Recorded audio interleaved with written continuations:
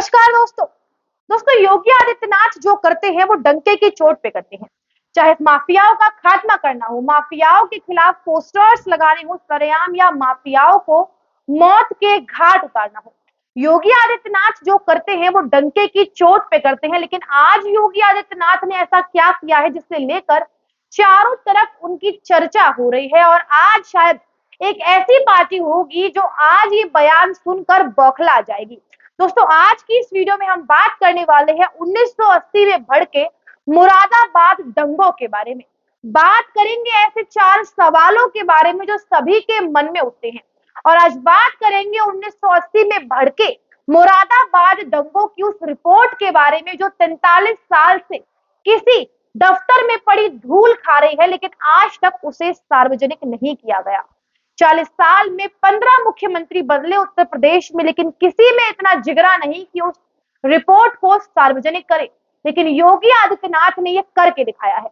13 मई को योगी आदित्यनाथ की अध्यक्षता में हुई मीटिंग में इस बात पर मोहर लग गई है कि विधानसभा के पटल पर इस रिपोर्ट को सार्वजनिक किया जाएगा। ये बात सुनकर काफी लोगों के होश उड़ गए होंगे, लेकिन अब जो होना है वो तो होके रहेगा। अब बात करते हैं उन 4 सवालों की जो अब सबके जहन में उठ रहे होंगे, और जिन 4 सवालों का आज खुलासा करने वाले हैं। पहला सवाल कि आखिरकार मुरादाबाद के दंगों में ऐसा क्या हुआ जो उस रिपोर्ट को सार्वजनिक नहीं किया गया। दूसरा सवाल कि 40 साल से आखिरकार उस रिपोर्ट को क्यों छुपाया गया। तीसरा सबसे बड़ा सवाल कि आखिरकार उस समय पर कौन सी सरकार थी, कौन से नेता थे जिन्होंने इतने सालों तक इतने बड़े दंगों की रिपोर्ट को छुपा कर रखा और सामने नहीं आने दिया। दोस्तों, चौथा सबसे बड़ा सवाल कि आखिरकार उस समय मुसलमानों के साथ क्या हुआ। वो मुसलमान जो आज कांग्रेस पार्टी के लिए जान देने को तैयार हैं, और कांग्रेस पार्टी जिन मुसलमानों के लिए जान देने के लिए तैयार है, आखिरकार सच पता लगेगा। और उस समय कैसे एक अफसर ने कांग्रेस पार्टी को हिदायत दी थी कि वोट बैंक की राजनीति से हटिए और जो गुनहगार हैं उन्हें सजा दीजिए, लेकिन इस बात को लेकर इस रिपोर्ट को आज तक सार्वजनिक नहीं किया गया। दोस्तों, सबसे पहले सवाल का मैं आपको जवाब देती हूं कि आखिरकार उस समय किसकी सरकार थी। उस समय कांग्रेस पार्टी की सरकार थी। उस समय देश की प्रधानमंत्री इंदिरा गांधी थी, और प्रदेश में सरकार भी कांग्रेस पार्टी की थी, और मुख्यमंत्री थे वीपी सिंह। जिस समय ये दंगे बढ़ के गए, मुसलमानों की हितैषी पार्टी, मैं बात कर रही हूं कांग्रेस पार्टी की। आप सोच भी नहीं सकते हैं कि उस समय कितना नुकसान देश का हुआ था।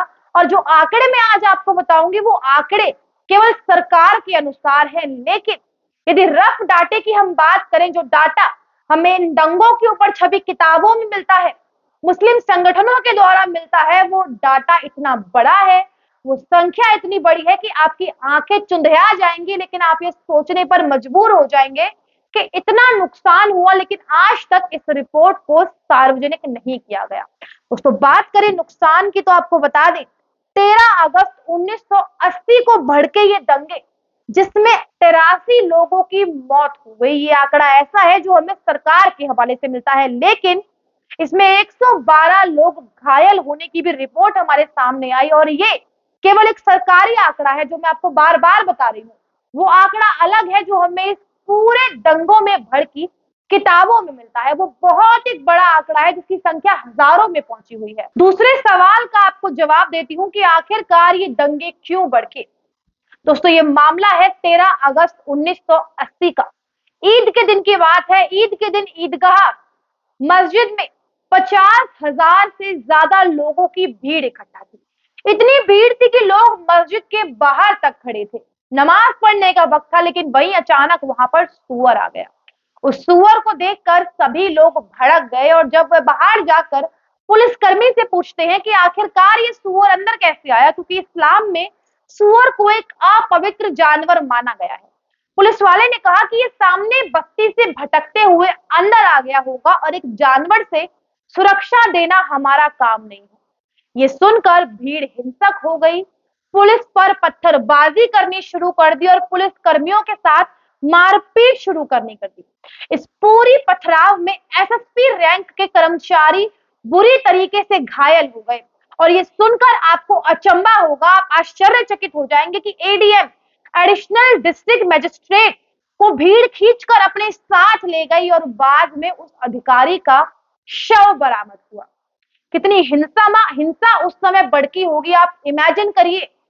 उस समय लोगों ने आग लगानी शुरू कर दी, भीड़ शुरू हो गई, बस्ती में जाकर आग लगाने लगे, लोगों को मारने लगे, पत्थरबाजी करने लगे, हथियार लेकर बस्ती के अंदर घुस गए। उस समय इतनी हिंसा भड़काई गई, इतनी हिंसा भड़काई गई और इस पूरी हिंसा का आरोप लगा बीजेपी और आरएसएस पर।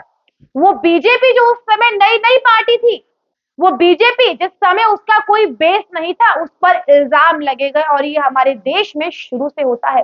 जब भी ये खास वर्ग के लोगों की वजह से देश में दंगे भड़कते हैं तो उसे बीजेपी और आरएसएस का नाम दिया जाता है। जिसके बाद पुलिस ने फायरिंग करी, भगदड़ मची और उन लोगों ने पुलिस चौकी में आग लगा दी।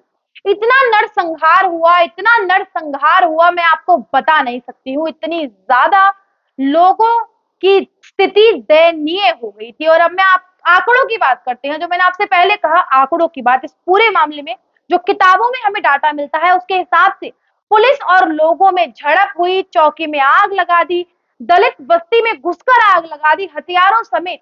और 13 अगस्त 1980 को भड़का ये पूरा दंगा नवंबर 1980 तक चला। पूरे 3 महीने ये दंगे भड़कते रहे। सरकार कांग्रेस पार्टी की, वीपी सिंह मुख्यमंत्री, इंदिरा गांधी प्रधानमंत्री, लेकिन एक्शन जीरो। और इल्जाम किस पर? बीजेपी और आरएसएस पर। 83 लोग मारे गए, ये सरकारी आंकड़ा है, लेकिन किताबों से जो हमें आंकड़ा सामने आता है वो आंकड़ा है जिन परिवारों को सरकार ने मुआवजा दिया, उन परिवारों की जो आंकड़ा था वो 400 था। यानी कि जो लोग इस पूरे दंगे में मारे गए, 400 परिवारों को मुआवजा मिला। इसी के साथ साथ कई किताबों में ये लिखा हुआ है कि इस पूरे दंगे में 1500 से 2000 लोग भी मारे गए। और ये आंकड़ा हमें मिलता है मुस्लिम संगठनों की ओर से बताया हुआ कि इतने लोग इस दंगे में मारे गए। ये थी असलियत उस वक्त के दंगों की जो पूरे देश में चल रहे थे। अब वो लोग कहाँ हैं जो 2002 के दंगों के लिए नरेंद्र मोदी को जिम्मेदार ठहराते हैं और कहते हैं कि वो मुस्लिम विरोधी है। अब वो 1980 के दंगों के बारे में कुछ क्यों नहीं कहते हैं? वीपी सिंह की सरकार, इंदिरा गांधी उस समय मुख्यमंत्री थी, उनके ऊपर किसी तरीके के कोई सवाल नहीं उठे। और सवाल किस पर उठे? जो पार्टी उस समय नई नई अभी सत्ता में आई थी, उस पर सवाल उठे। इसी के साथ साथ मैं आपको बता दूं, आरएसएस और बीजेपी को जिम्मेदार ठहराया गया इस पूरे दंगे को लेकर। अब मैं आपको बताती हूँ कि उस समय अखबारों में क्या हेडलाइंस छप रही थी।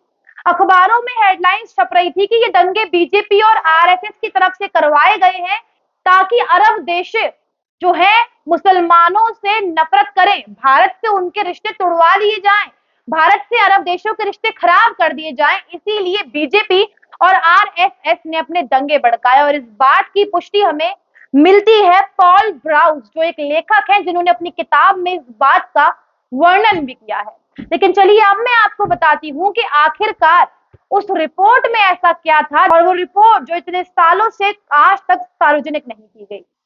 उस रिपोर्ट में कहा गया कि इस पूरे दंगे का जिम्मेदार पुलिस प्रशासन को ठहराया जा रहा है। ये गलत है, नहीं ठहराया जाना चाहिए। और इस पूरी घटना का जिम्मेदार उन्होंने दावा किया है कि लोगों ने पुलिस पर फायरिंग करी और भगदड़ हुई, बल्कि पुलिस ने फायरिंग नहीं करी और पुलिस की फायरिंग की वजह से लोगों की मौत नहीं हुई। लोगों की मौत हुई ईदगाह में भड़की भीड़ की वजह से, ईदगाह में मची भीड़ की वजह से। और इसी के साथ साथ उन्होंने अपनी रिपोर्ट में दावा किया है कि मुस्लिम लीग के प्रदेश अध्यक्ष उस समय के शमीम अहमद खान और उसके अलावा 2 मुस्लिम नेताओं ने इस पूरी हिंसा की साजिश रची। इसी के साथ साथ उन्होंने हिदायत दी उस समय की सरकार को कि वोट बैंक की राजनीति से हटकर आपको फैसला लेना होगा और जो भी जिम्मेदार हैं इस पूरी घटना के, उन्हें सजा देनी होगी। लेकिन भाई साहब, सजा कैसे दें? क्योंकि दंगे तो उस कौम ने भड़काए हैं, दंगे एक ऐसे खास वर्ग ने भड़काए हैं जिसके बिना कांग्रेस पार्टी का कोई वजूद नहीं है। जिस खास वर्ग को नाराज करने का तो कांग्रेस पार्टी सपने में भी नहीं सोच सकती है। इसीलिए 15 मुख्यमंत्री आ गए, 43 साल बीत गए, उस रिपोर्ट को आज तक उजागर नहीं किया गया और वो काम करके दिखाया है योगी आदित्यनाथ ने। मुरादाबाद के दंगों की रिपोर्ट को सार्वजनिक करने वाले हैं योगी आदित्यनाथ।